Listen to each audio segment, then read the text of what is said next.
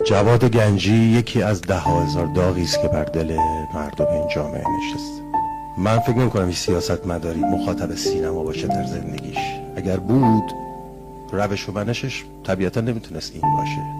سیاستمداران مخاطبین سینما نیستن، مردم همیشه مخاطب سینما بودن.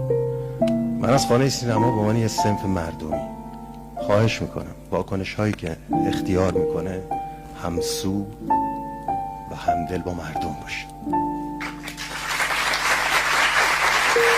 تعداد زیادی از عزیزان ما الان در بازداشت و خطر احکام بسیار سنگین هستن. یه مثال سینمایی هم میارم چون همتون این فیلم رو دیدین. لحظه پایانی فیلم فهرست شیندلر گریه میکنه و حلقه‌ای که تو دستشه رو نشون میده، میگه اگر همین رو داده بودم شاید میتونستم یه جون دیگر رو نجات بدم. من از خانه سینما به عنوان یک صنف خواهش میکنم هر نوع اقدامی که میتونه برای رهایی عزیزانی که در بازداشت هستن از خطر احکام سنگین، هر کاری که میتونه انجام بده و به شخص همینجا اعلام